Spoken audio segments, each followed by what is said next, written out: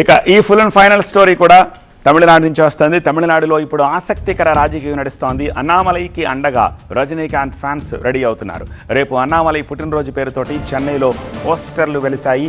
అన్నామలైకి సపోర్టుగా పోస్టర్లు వేశారు రజనీకాంత్ ఫ్యాన్స్. మరోవైపు బీజేపీతో తాడో పేడో తేల్చుకునే పనిలో ఉన్నారు అన్నామలై. రాజీకి రాజీనామాకి మధ్య నలుగుతున్నారు అన్నామలై.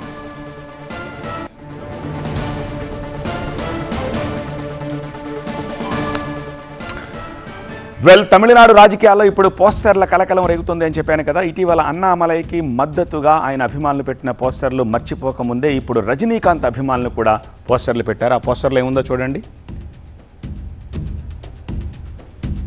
ఎస్, ఆ పోస్టర్లో ఏముందంటే తలైవా ఆజ్ఞాపించు, అన్నామలైని రంగంలోకి దించుదాం. సింపుల్గా చెప్పాలి అంటే ఇది సారాంశం.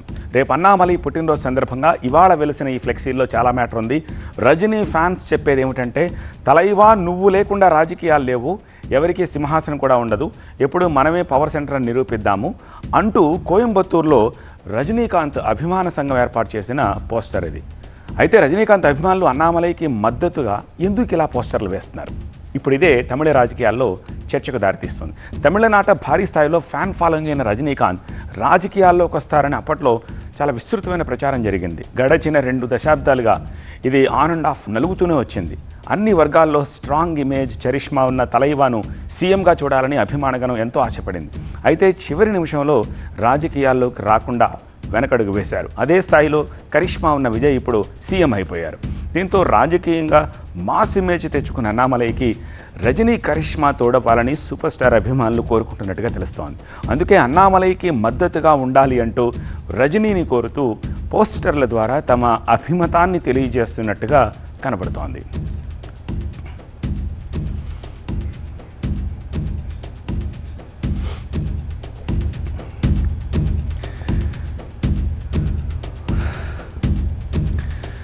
రాజకీయంగా అన్నామలై వెర్షన్ ఇప్పుడు కీలకంగా మారింది. ఢిల్లీ పర్యటనలో అగ్రనేతల్ని కలిసిన అన్నామలై తన మనసులోని మాటను చెప్పుకున్నారు. అన్నాడీఎంకేతో జతకట్టి నష్టపోయామని చెప్పిన అన్నామలై ఫ్యూచర్లో పోటీ డీఎంకే, టీవీకేల మధ్యలోనే ఉంటుందని తెలియజేశారు.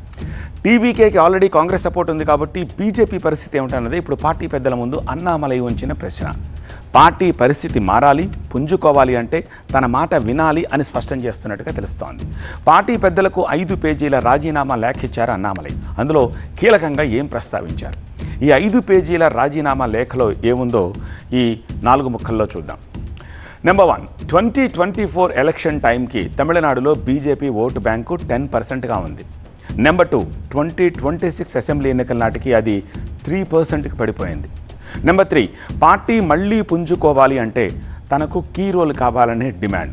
నెంబర్ 4, అధ్యక్షుడు ఎవరైనా సరే ఎజెండా మాత్రం తనదే కావాలంటున్నారు అన్నామలై. నెంబర్ 5, రాజ్యసభ సీటుతో పాటు కేంద్ర కేబినెట్ హోదా కావాలి అని అన్నామలై కోరుకుంటున్నట్టుగా తెలుస్తోంది. సో ఇవన్నీ పక్కన పెడితే బీజేపీలో అన్నామలై అంకం ఎక్కడి దాకా వచ్చిందనే సస్పెన్స్ ఓవైపు ఇంకా కంటిన్యూ అవుతూనే ఉంది. రాజీనా లేక రాజీనామానా అనే సందిగ్ధత మధ్య ఇప్పుడు అన్నామలై ఉన్నారు. అసలు ఈ ఎపిసోడ్ ఎక్కడి దాకా వచ్చిందనే చర్చ ఇప్పుడు జోరందుకుంది. పార్టీ పెద్దలకు ఆయన చెప్పాల్సింది చెప్పారు, మరి ఆయన అగ్రనేతలు క్లారిటీ ఏమిస్తారు ఇప్పుడు అన్నదే ఆసక్తి రేపుతోంది. ఈ పరిస్థితుల్లో అన్నామలై ముందు 2 ఆప్షన్స్ కనిపిస్తున్నాయి. ఒకటి, జాతీయ బీజేపీ అన్నా సరే ఈ డిమాండ్స్కి ఒప్పుకోవాలి, పార్టీలో కొనసాగాలి అంటే, లేదంటే బయటికి వెళ్ళి కొత్త వేదికను ఏర్పాటు చేసుకోవాలి. సో ఇలాంటి పరిస్థితుల్లో అన్నామలైకి మద్దతుగా అభిమానులు ఈ రకంగా పోస్టర్లు ఏర్పాటు చేయడం ఇప్పుడు కలిసి వస్తుంది అంటూ రజనీ ఫ్యాన్స్ కూడా ముందుకు రావడం తమిళ రాజకీయాల్లో కొత్తగా ఏదో జరగబోతుందనే సంకేతాలు స్పష్టంగా చూపిస్తున్నాయి.